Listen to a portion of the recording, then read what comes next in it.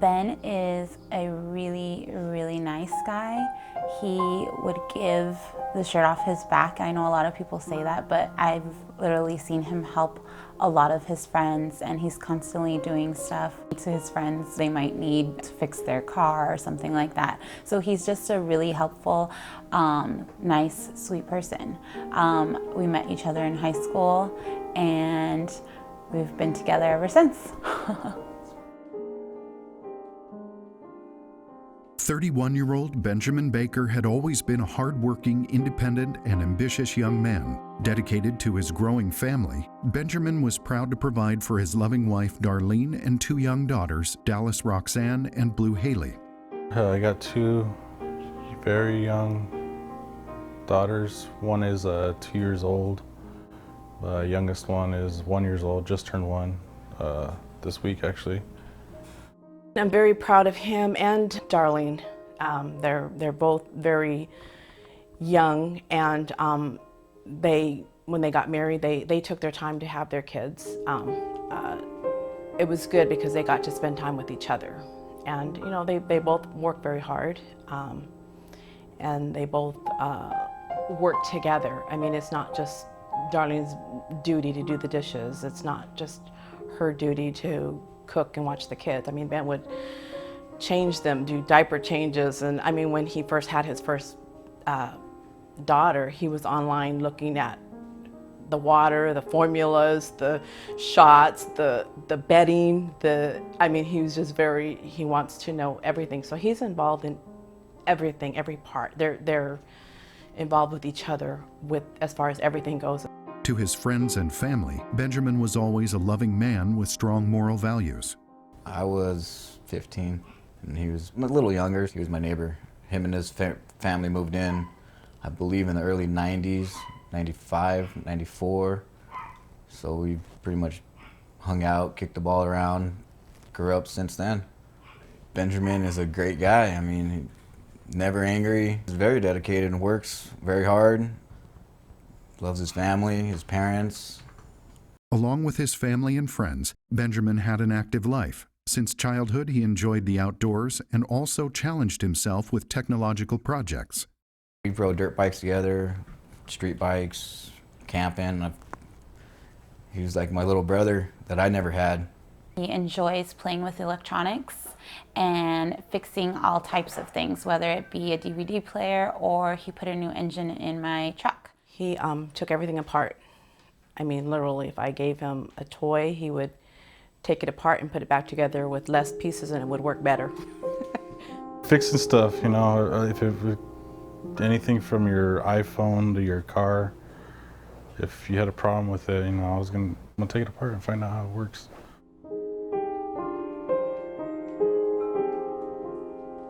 Benjamin's strong physical frame, coupled with his upbeat personality, allowed him to progress at work.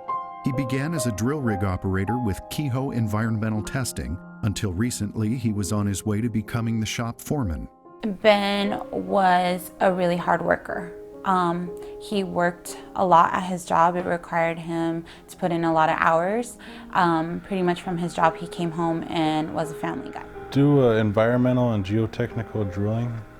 It's pretty much, say if somebody wanted to buy a building and a bank wanted to make sure that that land was clean, they'd send us out there. We'd go in and test the density of the soil and make sure it was going to be able to handle the size of the building being put up. So it got pretty physical.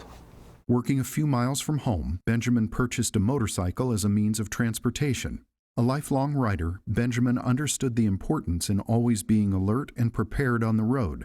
He was a family-oriented guy, you know. He has his two daughters that always loved to come home to, you know.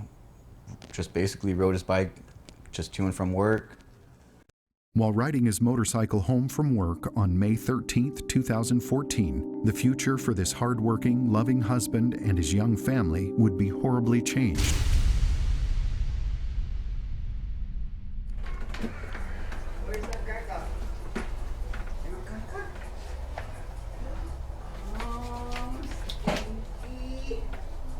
It was about 3:45 p.m. May 13th. I clocked out, started my bike, let it warm up, threw my helmet on, hopped on the bike. Benjamin was driving his Suzuki 750 motorcycle as he was heading northbound on Chemical Drive. Nearing the intersection at Research Drive, Benjamin noticed a van and a distracted driver. A company vehicle owned by Vans Incorporated was driven by Patrick Tapia. I can see it clearly, clear as day. The guy was making a left-hand turn, looking right. I don't know what he was looking at.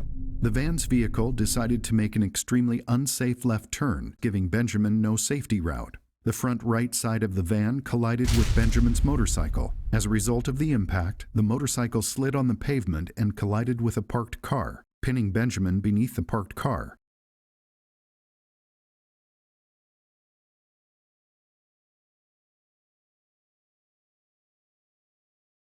My left ankle or shin area was pretty much destroyed and almost severed. It was being held on by 20% of my skin and tendons. Benjamin sustained a compound fracture of the left ankle, complete open wound of the left knee with internal derangement. To date, Benjamin has had multiple surgeries, a bone graft of the left leg, skin grafts from the right thigh, nerve transposition from the right calf to the left ankle, and muscle transposition from the back. He has also been prescribed daily medications to combat his severe pains.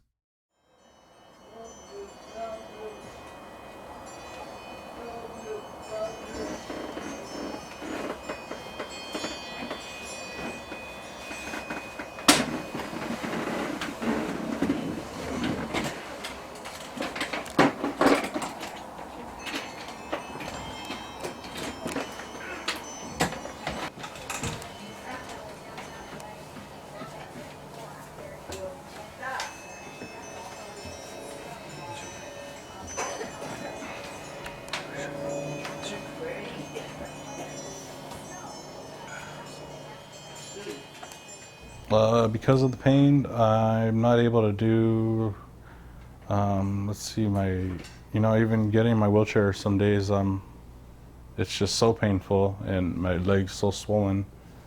I won't even get out of bed. I'll just, stay in my wheelchair all day. Have people bring me the stuff. I mean, not stay in my wheelchair, stay in bed all day and have people, do everything for me when I can, kind of do a little. I can move around and brush my teeth right here by the sink, but instead I was having people bring me the water and stuff, and I just spit in a bucket. And sometimes I just won't even have the babies around me. I'll be afraid that they'll hit it, or it's already swollen that I'm like, don't even bring them around, but I don't want them to grab it and pull it and twist it a different way. He's been trying to spend some more time with us, whether it be in the living room or maybe we hang out in the room.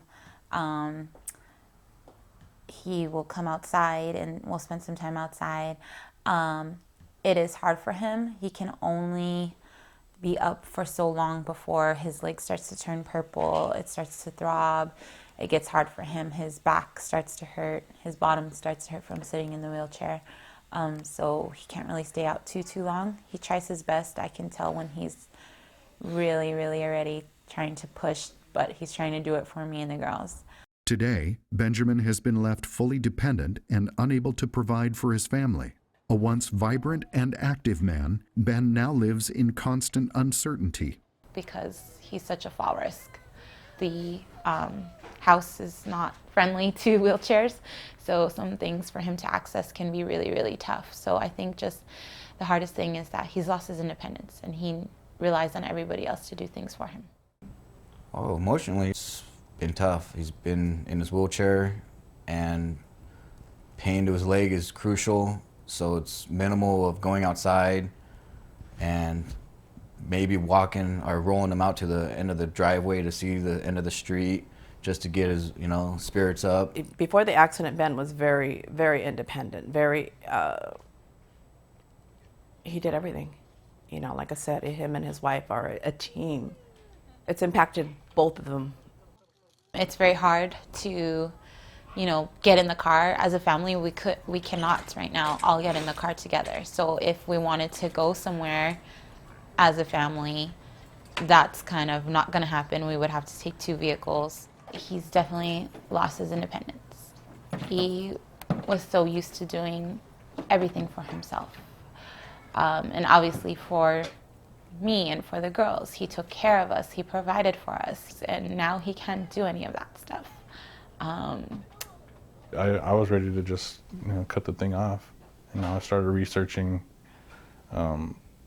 amputees and the recovery time, and it was half the time of what this is going to take. So I was like, why not take that route, and just so that way I can help my wife, and I was like, I can learn to walk on prosthetics. And I think not being involved in everyday activity, everybody gets up and has something to do. Go to work, take out the trash, do the dishes, cook, just the basics. Get up and go to the bathroom, get up and go to the shower, just your basics. And I think that there's a whole world. He's by himself, not by choice. I could see it, but he won't show it or tell it, but you could see it that it got him depressed because he was on so many meds, and now he's getting over it, but it's still time, he wasn't expecting to be out of work or away from his family as long as he's been so far. I mean, can't keep him down. His wife, Darlene, has had to cope with the emotional turmoil the incident with the Vans van has left her. He was just really worried that his leg was gonna be amputated, so he kept telling me, like, please, babe, don't let them take my leg. I didn't know if Ben would keep his leg. He's our breadwinner in this family. I didn't know how I was gonna pay rent and pay bills and buy diapers and formula for my daughters when their dad is not working. I think those 2 things, worrying about if he was going to pull through and how I was going to take care of everything, were really stressful, and I felt really, really overwhelmed. The accident has affected my relationship. That's probably been our biggest thing. It's been tested tremendously. My wife had to pick up all my slack and work. I was the one that brought in the money for the family, and I was that male that wanted to take care of the family and do everything, and my wife not have to worry, and my kids not have to worry. And now I can't do that.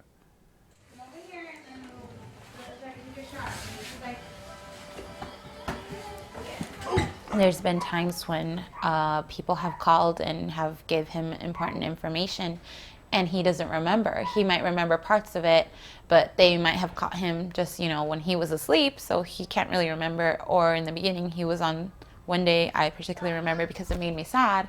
I had gotten home and I went over there and I told him, hey, how are you? Kind of our everyday routine.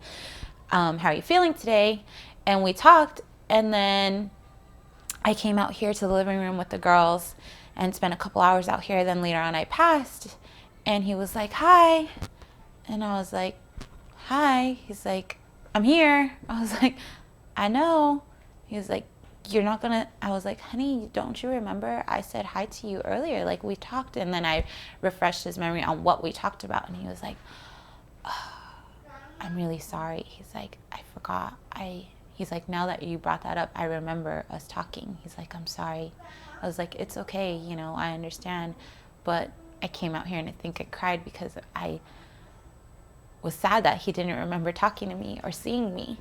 So it made me really sad and upset.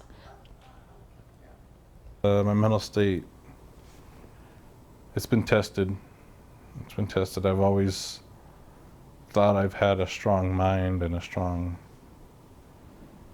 able to keep myself on track, and it's been tested a lot. I went through a little stage of depression where my just the pain, I could not get over the pain. And For the Baker family, a future they had once envisioned as clear and radiant now appears to be withering away.